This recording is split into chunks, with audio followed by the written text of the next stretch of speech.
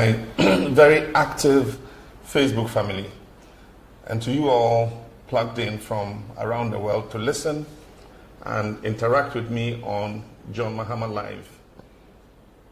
I've been going around the country and I meet with many individuals and business groups to discuss matters of concern to them. And I read and follow the many issues that are raised on my posts here on Facebook and Twitter. I therefore thought it wise to dedicate a period to interact without any protocols with you, and I think this platform is a good start. If you have any questions or contributions to make after my short presentation, I invite you to send them, and I'll answer as many as I can before this session ends at 6 p.m. Just remember to add the hashtag John Mahama Live to your post. So my brothers and sisters, since the coming into office of the Akufo-Addo-led administration, we've witnessed certain developments that have shaken the very foundation of our people's confidence and trust in the whole financial system.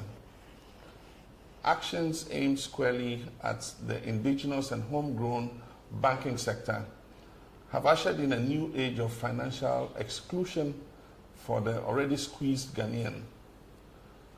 Among others, we've seen the licenses of 9 universal banks revoked. Others have been merged. Finance houses and savings and loans companies have also had their licenses withdrawn. And 347 microfinance and 39 microcredit institutions have been shut down. Indeed, we're told that the central bank has so far closed 420 financial institutions that it deems insolvent. The crisis has created major problems in the banking and financial sector, including deepening the already widely held mistrust and lack of confidence in the system by many Ghanaians, and there appears to be no end in sight. It has also dealt a significant blow to the indigenous banks, because such institutions usually have no external support to count on. While this development may appear as a threat to only the businesses that have been shut down, it is in fact a threat to our national security. Indeed, as has been widely touted, ownership of capital matters. The ethnicity of capital is real, and the banking sector and financial system of a country are part of its national security architecture. The developments in the banking and financial system and the matters arising call for great concern for all who have been affected by this financial sector turmoil, especially because it is an issue that threatens our country's national security. We must all be worried about the businesses that have collapsed, the licenses that have been revoked, the massive job losses, the hardship this is causing to some customers, and the trauma of having their lifetime savings in jeopardy. There's also the consequence on the health and well-being of customers and workers, including honoring their obligations as parents by providing for their families and dependents, paying school fees of their wards, and paying rent in order to give their families decent and safe places to lay their heads, among others. These are trying times, indeed, and as a leader of the main opposition party, I cannot look on unconcerned. We cannot look on without our voices being heard and without being on the side of the many people who may be agonizing over the situation because they have lost their capital investments. They've lost their lifetime savings, their jobs, their businesses, or the fear that their deposits are in jeopardy and are therefore uncertain about their future and that of their families. Those who've been hardest hit by these unfortunate developments include especially market women, artisans, cocoa farmers, and the many operators in the informal sector of the economy whose hard work and yet modest earnings oil the wheels of our national economy. In all, it is estimated that more than 20,000 people have already lost their jobs as a result of the financial sector shutdowns. The number could be even higher when you take into account the indirect job losses occasioned by this crisis. Apart from the livelihoods lost, the resolution cost of nearly 20 billion Ghana cedis, as we are told, ultimately becomes a burden on the Ghanaian taxpayer. This comprises the 12 billion for the universal banks that were shut down, another 7 billion provided and expected to be used for the saving and loans institutions and finance houses, and approximately another 1 billion for the microfinance institutions. The current provisions made for the debt in the mid-year review budget amounts to about 3% of GDP, and will, together with the fresh debt incurred in the energy sector over the period of the Akufo-Addo administration, put the fiscal deficit above 11%. And it will move Ghana closer to the debt distress threshold of 60% debt to GDP ratio, even with the rebased figures. There are many valid questions to ask, including whether the revocations and the mass closures were the best options under the circumstances, or whether there were no other options available to resolve the problem. What part did the debt owed by government to its contractors and suppliers play in the insolvency of these financial institutions? And to what extent did the utterances and posturing of the central bank create panic that resulted in a run on many of these financial institutions? It is tried knowledge that no bank or financial institution, no matter how big, can survive if there is a rush on investments, especially when induced by the pronouncements of policymakers or regulators. We can also ask, what role did the macroeconomic challenges and energy sector crisis of the past several years have on the slide into insolvency of some of these banks? And what due diligence did the Bank of Ghana do on the situation before commencing these closures?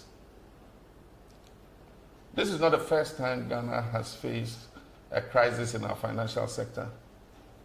The Financial Sector Adjustment Program, popularly called FinSAP, during the 1990s, used the Non-Performing Assets Recovery Trust, NPAT, as a vehicle to offload the toxic liabilities of the banks and clean out the financial sector.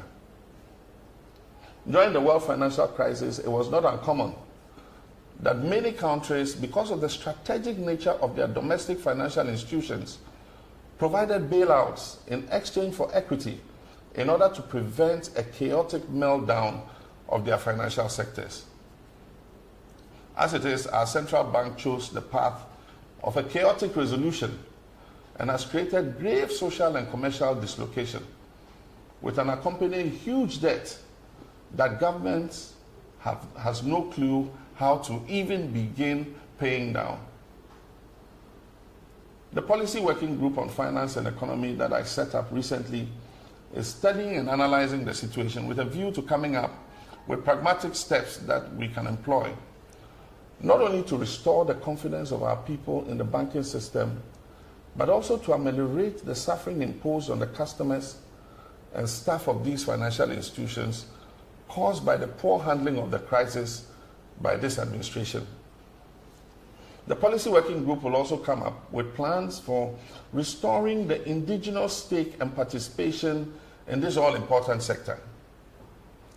We'll consider ways to promote greater financial inclusion and innovation, and consider setting up an appropriate vehicle to regulate microfinance and allied sectors in particular, while developing the rural banking sector and enhancing the role of the ARB Apex Bank's supervisory structure. A future NDC administration will assess the effectiveness of the regulatory architecture and identify gaps as well as the needed reforms to promote greater financial stability and growth. We'll also consider temporary freezing of new banking licenses for a period of time while encouraging as many banks as possible to list on the Ghana Stock Exchange within a reasonable time frame. We'll look at the receivership and liquidation framework in the Act to make it easier for the administrator to reverse a decline rather than making it automatic for an insolvent bank to be liquidated. While at it, we call on the Akufo-Addo administration to lift the veil on the beneficial shareholders of the Ghana Amalgamated Trust and to curb its supposed predatory bailout assaults on the remaining banks, which include state-owned banks. Meanwhile, I wish to assure all those who have suffered in one way or the other as a result of the approach being used by the current administration that we stand by you, and we're working very hard to take over the governance of our beloved country in 2021 and to bring certainty, financial security, progress, and prosperity to all Ghanaians, irrespective of their ethnicity, their family, religion, or political affiliation. Thank you very much. And I'll now go through your contributions and questions and answer them. The hashtag to use, remember, is hashtag John Mahama Live.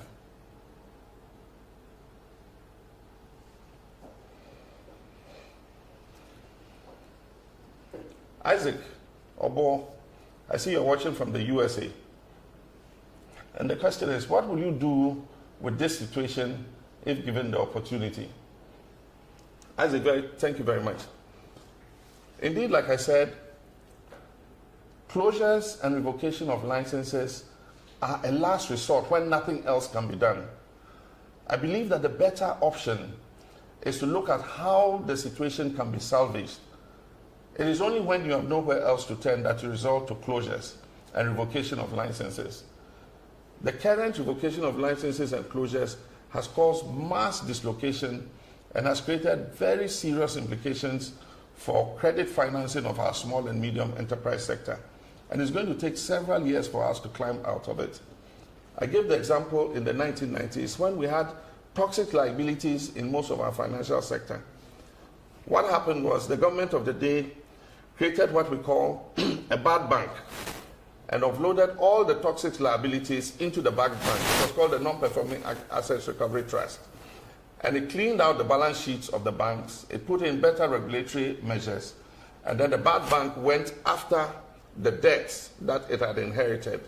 And a lot of the money was recovered and it went back to the government purse.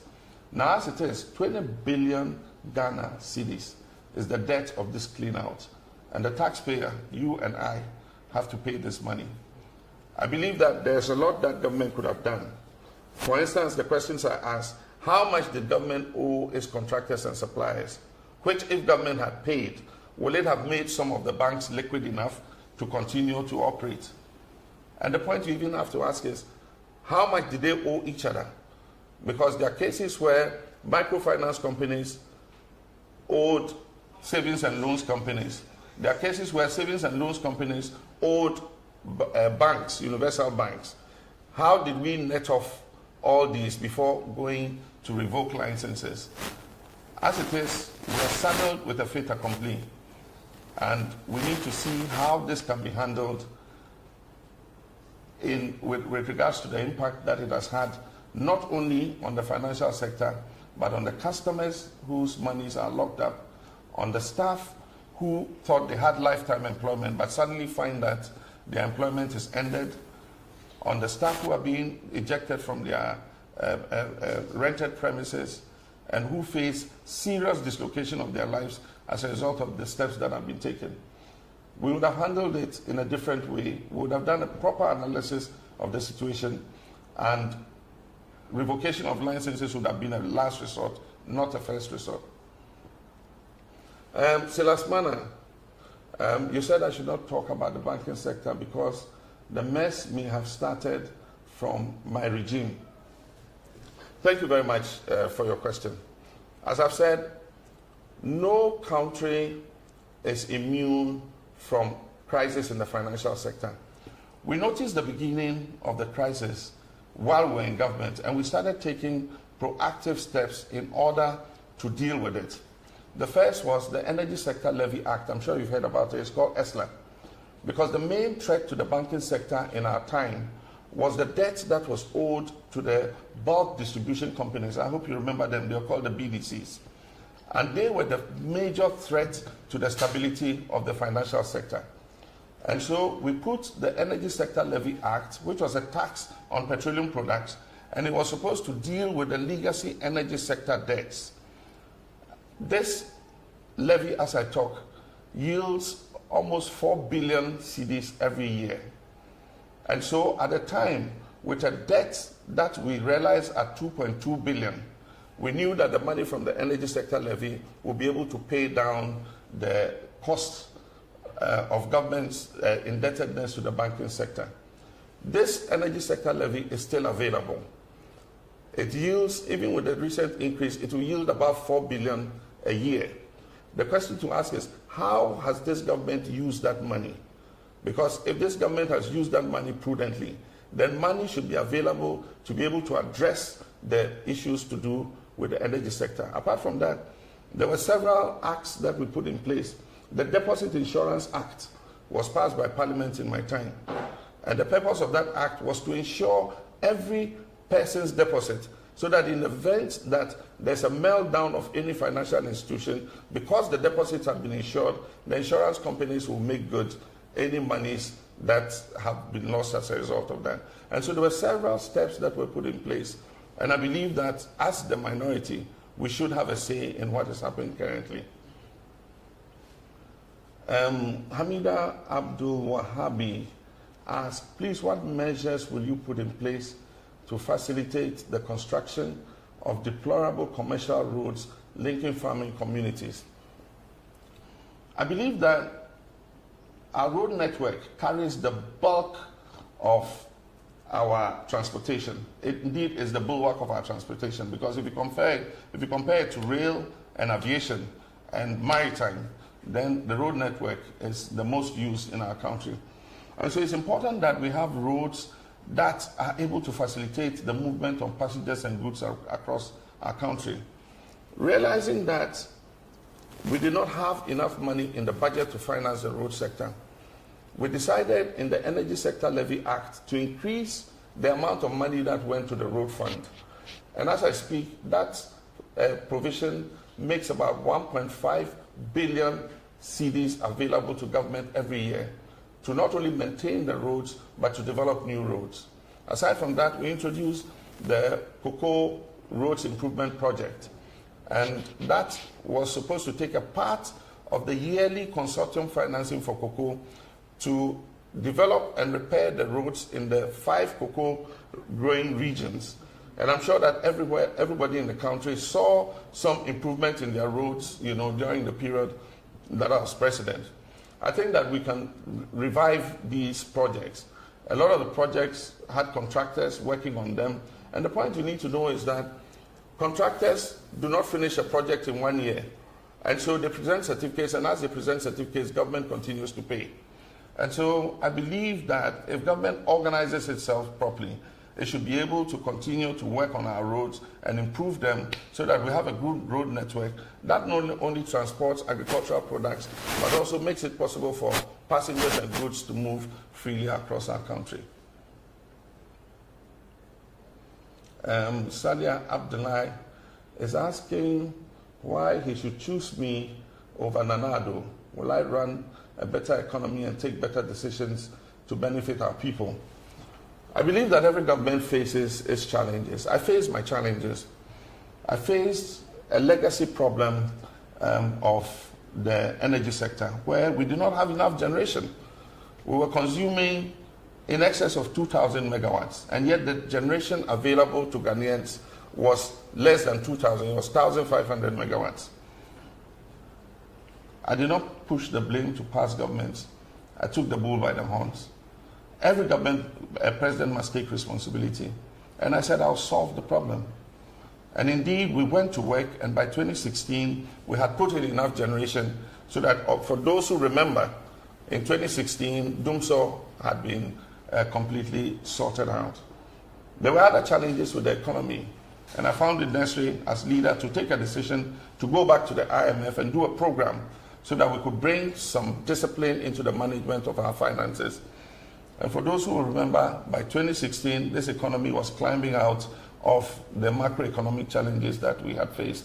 One of the decisions I took was to fast-track our revenues from oil production. So I worked on the 10 field, I worked on the ENI Sankofa field, and the revenues came after my term.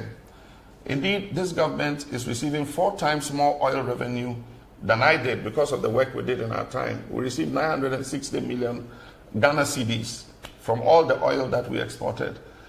This government receives more than 3 billion cedis in oil revenues, and I think that they should be able to manage better with the increased revenues that we made available to them. And I believe that there are things we can do to make this economy better so that it works for everybody and makes opportunities available to all. Hawkins Glover wants to know what I'll do in the first year of my next term to tackle the challenges facing the banking sector. One of the things we need to do in order that we do not have a recurrence of this crisis in the financial sector is that we must look at the responsibility of the central bank in terms of its banking supervision.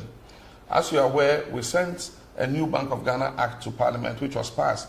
That gives the central bank independence from anybody's control.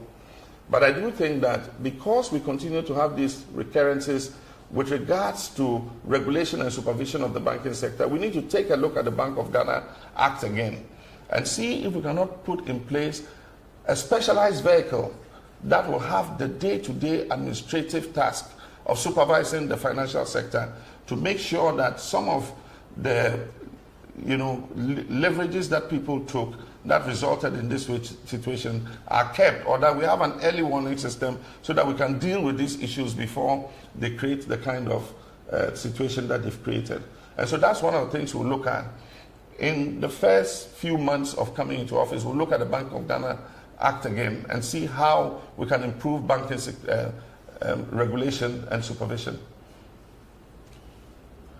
Ishak Isa and others watching from Jirapa, and I say hello to all the people in Jirapa. Thanks for joining in. And Ishak says, this is good leadership. No, that's Emmanuel McLean. This is good leadership, says Emmanuel McLean. Thank you, Emma. Thank you very much for your comment.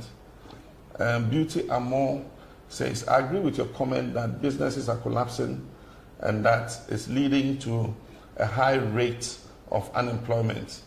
That is true. From the rough estimation that we have, about 20,000 people have lost their jobs directly if you take all the category of the 420 financial institutions that have collapsed. But we've not even added the indirect job losses, because right now, as I speak, there are small and medium enterprises that depended on the banks and the microfinance institutions for capital to continue to do their business. And now, because of the collapse of these institutions, they are unable to get that credit to be able to do their business. Others have their capital locked up in these institutions. And so as a result of that, layoffs are occurring. And so by the time we do the total calculation, I'm sure that in excess of 40 to 50,000 people, probably would lose their jobs because of this financial sector meltdown. Mr. Mahama, can we trust you to do the things you're saying about the financial sector and the economy? Alex Bafo. Alex, I'm a person who takes responsibility, and I give the example with the energy crisis. I believe that government should be sincere and take responsibility. I mean, after 3 years of being in power, what use is it to continue to blame your inability to deliver on the previous government? People take a decision to entrust you with the responsibility of running the country. Yes, actions of previous governments might create difficulties for you, like I inherited, like President Mills inherited, like President Kufuor inherited. Nobody inherits a country where there are no challenges, but you must take the responsibility to deal with those challenges. And I am a person who takes responsibility.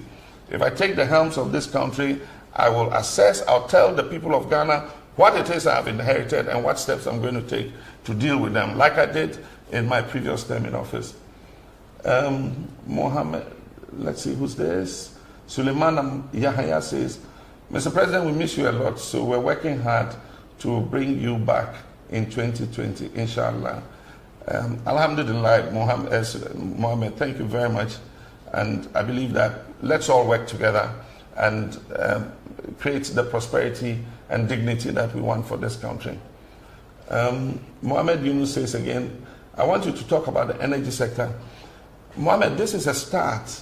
This is the first interactive session.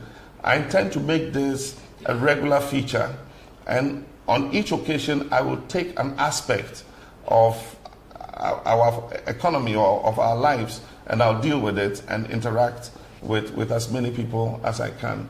So this is on the financial sector. The next time we can talk about education. The next time we can talk about energy. And so this is going to be a regular feature. It's not a one-off. Mickey says, how will you regulate the banking sector as a tough leader? The responsibility for regulating the banking sector rests primarily with the central bank. But of course, government is not divorced, from the effects that will happen if that regulation is not carried out well. And that's why I'm saying that as president, I'll take another look at the Bank of Ghana Act, and we will create a special purpose vehicle that has the day-to-day responsibility of regulating that sector in order that what we're seeing today does not happen again. And so that's one of the things that we can do. Ademu says, please, we want Radio Gold and Muntie back on air. I think it's a pity that these two stations have been taken off. The authorities are hiding behind regulation and law, but in the end, it is about free speech and it's about press freedom. I believe that Nana Akufo-Addo, who touts himself as a human rights advocate and an advocate of free expression and free speech, must feel very embarrassed about the closure of these two stations. The bottom line is that these stations are deemed to be anti-government and pro-opposition, and that's the main reason behind their closure. The authorities are hiding behind the law and everything. The duty of regulation, when it has to do with the rights and freedoms of people, is not to vitiate those rights. It is to create a situation where you are able to correct any infractions of the law that have taken place. And so if Radio Gold and XYZ have infracted the law, the duty of the NCA is to assist them to come within the ambit of the law. And so give them a period and tell them that within this period, we want you to come back, on the side of regulation. But to just shut them off, they go to the electronic tribunal, the head of the tribunal has resigned. Government will not, I can tell you, government is not going to appoint a new judge for that tribunal because they don't want the cases to be heard. And so XYZ and Radio Gold have been shut because the president thinks that they are saying things that he does not like. And I believe that it does not help. It does not help our democracy. I was criticized by many journalists and many stations, but the point is, if you want to consolidate our democracy, you must have a big heart to accept criticism. Unfortunately, this president cannot accept criticism. Our press freedom credentials are on the downslide. Journalists don't feel safe. If you attack government, people come after you. I think it's a very, very bad narrative that this government is taking us through. Recently, Professor Karim, my former professor in the University of Medium Foundation for West Africa fame, said that this government's credentials in terms of press freedom are bad. And so I think that the president should wake up and listen and do something about it. There's a leader who digs down to the issues thoroughly, says Senior Said. Thank you very much, Said. I hope you enjoyed the salah. Faculty Money says, do you mean your policies are still not ready? Well, what happens is, for every election, we put our policies before the people. And we do it in the form of a manifesto. I must tell you that we have policy working groups that are working to come out with the manifesto that we'll present to Ghanaians. I'm working closely with them, and so I know what work is ongoing, and I know many of the policies that are coming up.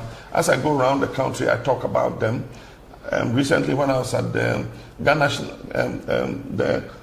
Union of Technical Students, I talked about free SHS, I talked about technical and vocational education. And so, yes, I'm on top of the policies, but we'll put it together and present it to Ghanaians as a comprehensive policy document in all sectors when we present our manifesto to the people of Ghana for the 2020 elections. Dumevi George Wilson says, thank you for this initiative, Mr. President. You should do this often. What is your take on the new education curricular reform being worked on by the MPP? Our policy working group on education has flagged this issue because the curriculum is key to the quality of education that our people have. I think that more consultation should take place. Recently, I heard there was a workshop to present the curricula to teachers, and there was a fallout in respect of allowances and all that. But I hope that that is part of the process of consultation so that all of us can have an input. One of the major dissensions I've heard is that teachers who were responsible for social studies say that the social studies subject has been taken out of the curriculum. We need to look at it and see what the issues are. There are also changes in some of the syllabi that try to reform the history of our country. I think that these are things that all of us must look at, and there must be public engagement so that we know what our children are learning in school and to make sure that they'll come out to be dignified and responsible citizens of our country. Let's see who's next. Prosper Mensah asks, the Vice President Baumia has consistently been uncivil when talking about you, but you never respond. Are you going to remain silent for him to deride you? I've been in politics or in public service since 1996, and that is almost 23 years ago. I believe that we must always be responsible in our discourse and that we must be civil in the way we address each other. And so I'm not a person who will go deriding anybody. I try to maintain the discourse at a level where people will listen and the discerning Ghanaians can make a choice. And so it doesn't matter who is uncivil to me or who abuses me or who throws insults at me. I know he calls me the incompetent one or something like that, but it doesn't really bother me. I think that the people of Ghana are discerning and they can tell, you know, I mean, the contribution that I've made to our public service since I've been in politics. I'll continue to respond as civilly and courteously as possible. And I think that it's for all politicians to learn. Politics need not be dirty. We can play politics at a level that allows people who have the competence to come into it. It's when it descends into insults that makes people who have the capacity to come and help run our public services want to stay away from politics. And so let's make it clean so that everybody can come in and participate. Who's next? Koji Klo Nene. You had far-reaching policies, but unfortunately, it wasn't broken down for it to resonate. Yeah, you are more sincere in my opinion. Yes, Koji, the thing is, that has been one of the major difficulties of public service. When you lead a country, you have a vision and you come out with policies that will help you attain that vision. How to communicate that vision is one of the major difficulties that governments face. And so it is one of the regrets I have that with the policies that we churned out in education, in the health sector, and all that, we did not, sell that to the people in a manner that they could understand. And so people could see hospitals being built, but they did not understand the policy driving, bringing health to your doorsteps, which was the policy that we're carrying out. And so I think the next time we will improve government communication so that people can, at every step of the way, know what government is trying to implement. Thank you very much for that. Moses Kanduri. He says, I'm interested in the strategy to support financial technology, fintech in Ghana, to be competitive in Africa and the world. I think that is important, and I believe that is an area that you should continue to pursue. If we must make Ghana more competitive, then we need to actually follow financial technology and make sure that we're able to make it more meaningful within the context of what we do in the financial sector. Let's see who's next. Julius Nee, how did you solve the banking issues when you were in office?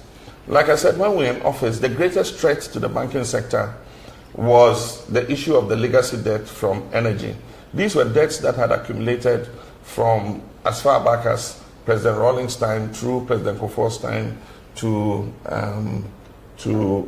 President Mills's time. And the debt to BDCs alone, because companies had to give them letters of credit which they had defaulted on, was threatening the stability of the banks. And so that's why we introduced the Energy Sector Levy Act. And I remember at the time we introduced it, our colleagues in opposition were very opposed to it. They said we were overtaxing Ghanaians, and that as soon as they came, they were going to remove the ESLA. Unfortunately, or should I say fortunately, they came into office, and the ESLA is not only very much alive, indeed just recently in the media review they have increased it. And the question we want to ask is, what is the ESLA being used for? Is it being used for the purpose that we introduced it? You know, this was brought as a special purpose vehicle to be able to raise monies to pay down the energy sector debt. Since we left, the ESLA has increased in how much it brings in, from 3.5 billion to almost 4 billion or more every year. And so if it is being used exactly for what it's meant for, it should be able to pay down the legacy debt. But I think that some reforms are needed in the financial sector, especially in relation to regulation and supervision, so that we don't have a recurrence of these financial sector meltdowns. Let's see who's next. Kweku Sechi Akomia. And Kweku Sechi Akomia says, we had one of the best security measures during your tenure. It's West now. How best can you help with security in your next tenure? I think that one of the things about security, and one of the things that I did when I was president, is to put the right people at the right places. If you put politics above merit in the security sector, you'll have the results that we're facing now. I don't think that the government has followed merit in terms of appointments in the security services. And so the result is what we're seeing. There are people who have the ability to deal with some of these security issues. When I was president, I looked at people who could solve a situation and I sent them to the places where they could be effective. And I believe that security and Ghanaians felt safe and secure, you know, under my tenure because of the work the security services did. We had the anti-armed robbery squads, we had various, you know, specialized units that dealt with issues of crime and security. And one of the things I introduced was the visibility police. On every street corner, you could see a police officer. Today, I mean, you don't see police officers on the streets. You don't see them in the corners. The visibility police seems to have disappeared. Just the fact that the police are out and about makes the criminals, you know, very careful before they execute anything that is untoward. And so these were some of the things we introduced: visibility police, community policing, and all that. And I believe that there are many other, you know, things that we can bring to make Ghanaians feel safe and secure in their own country. Adams Ahmed, you're watching from Accra. You want to know what policies I would recommend to get private businesses to become the engine of growth. I believe that they must not only be the engine of growth, and it's not only private businesses. I believe that indigenous Ghanaian private businesses must be the engine of growth. If you look at the contribution of the Ghanaian private sector to our GDP, compared to the 70s, it has fallen. In the 70s, the contribution of the Ghanaian private indigenous sector was above 50% of GDP. Today, the assessment has not been made, but I believe it's far less than 50%. And so we need to see how, and I'll use the words of General Achampong, we can make Ghanaians capture again the commanding heights of our economy. It is only when we do that that we will be able to grow this country and the private sector. I tried to do it in the road sector. When I took over as president, there were many foreign construction companies doing all the roads, even using our budgetary finances.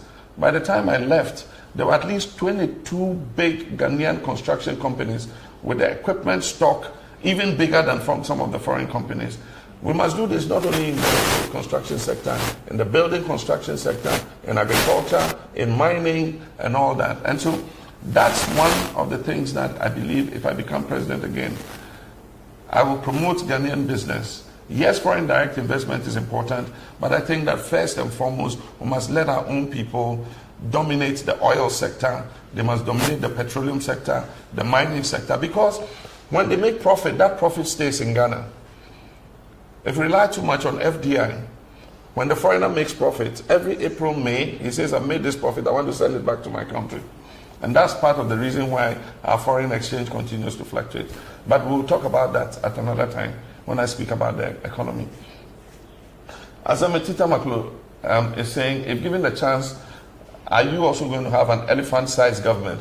I think 2 days ago I spoke about it, and I recommended to the president that he should reduce the size of his government by about 40 ministers immediately. He can let 40 ministers go. It will not have any effect at all on the current performance of his government. But I think that one is symbolic, and then two, the impact it has. It's symbolic because when Ghanaians are going through difficulty and you come with a government the size of 125 ministers, which I'm told is a Guinness World Record amongst all countries, we have the biggest number of ministers, then people, feel that you're not taking them seriously. But aside from that, if you consider 40 ministers and you take some of the portfolios, procurement, you have a procurement minister. Meanwhile, look at the issue we have with procurement. The recent issue Manasseh has come out with procurement with a procurement minister. You have monetary and evaluation. You have planning. When there's a whole National Development Planning Commission, you have aviation, railways, which could all have been submerged into transport. So there are things that we will do. If I become president again, I'll merge all these ministries. Sanitation will go back to local government. I believe that can be handled there. Aviation and railways will go back into transport.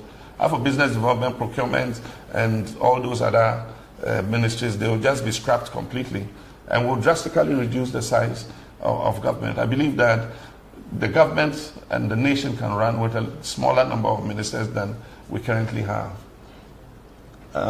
Let's see. We have some more time, so let me see who's next. Henry Abutu, looking at the over 20 billion to be spent, don't you agree that the cost of collapsing these financial institutions could have been used to do same? Indeed, some people have come to say that we could have bailed out these financial institutions with a fraction of the 20 billion that we're going to spend to clean up. And I don't know how much, but if we had 20 billion to spend, I don't believe that these institutions would have gone under. And so that's why I asked all those questions. And part of the problem, I said, if you create panic in the system, no bank can survive, because what banks do is they take deposits and they operate on the principle that not everybody who's deposited money with them will come for their money on the same day. And so they lend some to people. So at any one time, banks are exposed because they have money that they've lent to people. And not everybody will come for his money the same day. And they create what we call creation of credit, if you study economics. And so if the regulator creates a panic situation by the pronouncements he makes, you must reach 400 million capitalization by this day, or else I'm going to shut you down.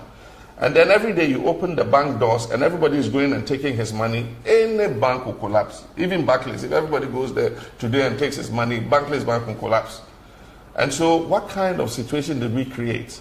That led to what happened. But I think that it's crying over spilt milk. We are landed with a 20 billion debt, and it's become the debt of the taxpayer. Seduji Goji says, what policy will your next government put in place to protect financial institutions against non-performing loans? In my time, we introduced the Credit Reference Agency or Bureau, so that if somebody applied for a loan, the banking sector could ask the Credit Reference Bureau. That will look and see if the person has defaulted on loans from other banks before. And that will all guide whether they give the loan or they don't give the loan. And so that's one of the things that we introduced. And so the credit reference system is available today. I also talked about the Deposit Insurance Act that we passed. And the Deposit Insurance Act was meant to insure all deposits. And so all banks were required to insure the deposits of their customers, so that in the event that the bank went under, the insurance companies would be responsible for reimbursing whatever losses were done. Then apart from that, I said banking supervision must be strengthened. This is not the first time. It has happened, and it happened again. If banking supervision is not strengthened, it's possible that because of Bank of Ghana's monetary policy and all that, they do not have enough time to look at banking supervision and regulation properly. And so a special vehicle that will prioritize banking supervision is something that I would work on if I become president again. Abdul Hamid, he says, it's great to see you're taking advantage of social media. My question is, have you noticed the high cost of data, and what are your plans towards making internet affordable for all? Well, Hamid, I was Minister of Communications before, and one of our objectives in all this liberalization that took place and the IT revolution was to make, telecommunications and IT affordable for all people. Unfortunately, the cost continues to go high, also because of the taxation that is put on it. Recently, government has increased the communication service tax again. And so that affects both voice calls and data. And so what we need to do is to see how we can cut down costs as much as possible. The more you have traffic, the more cheaper the costs become. We worked on the infrastructure when I was minister in order that we could have, voluminous traffic.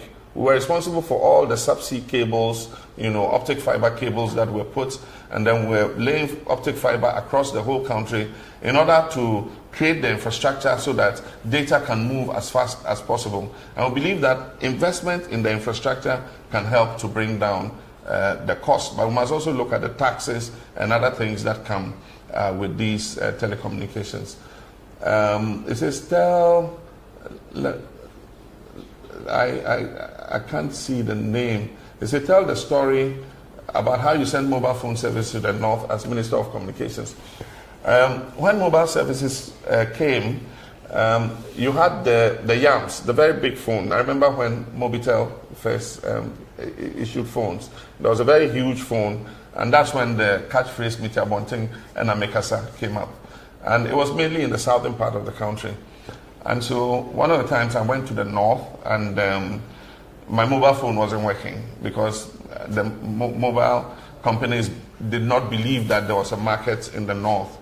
And so I challenged them, and at that time the chief executive of Mobitel, he told me that if you can get me 100 customers who will subscribe to our mobile phones, if I put a mast in Tamale, I'll immediately go and put a mast in Tamale. So I went to my friends, I grew up in Tamale, and I said, if you get a mobile phone, would you want it? Would you use it? He says yes. So I collected 100 signatures, names, addresses, and everything, and I went and gave it to the Mobitel manager at the time. I said, look, I have 100 customers for you, so go put your mast there. And so he did. And all the 100 people or more, by the time they put the mast, there were like 300 people waiting for phones. And that is how Tamale got mobile services. And then, of course, from there, we got Ghana Telecom to also put masts in places, and then mobile services spread across the whole country. Charles Jame from Asamankasi, he says, what's the secret behind your honesty? You never fear to tell the truth to people. I think that should be at the bottom of our politics, that we must be frank to our people and let them understand what the challenges are. Because it's only when people understand the challenges that you're dealing with in government that they can empathize with you and have the ability to sacrifice in order that we all build a better Ghana. And so I'll continue to be as frank as I can. I'll continue to tell the truth to people. In the last election, I say we faced what we call an incumbency disadvantage, because I knew what the economy could take. And I knew that some of the lofty promises being made, could not be supported by the state of the economy at the time. I met people who said, oh, well, MPP is promising, so you to promise anything. After all, it's the political power you want. But when you have the power and you're faced with delivery on the promises, what do you do? And so I'll always tell the truth to the people of Ghana. If I get voted to serve, I'll serve. And it's left to the people to decide. Well, it's already 1 hour, and I've enjoyed this session very much. The questions and comments were dropping so fast, but I'm happy I answered as many of them as I could. As I said, this is not the last interaction. This is just the first. I'm going to try and interact with you on as varied topics as possible. Education, agriculture, economy, healthcare, and so we'll interact again. And for those of you who could not get through to me to answer the questions, I'm sure that we'll find a way of looking at your questions, and if we can get back to you, we'll do that. But join me again, and let's continue to engage with the hashtag John Mahama Live. I'll be back with you again soon. Thank you very much.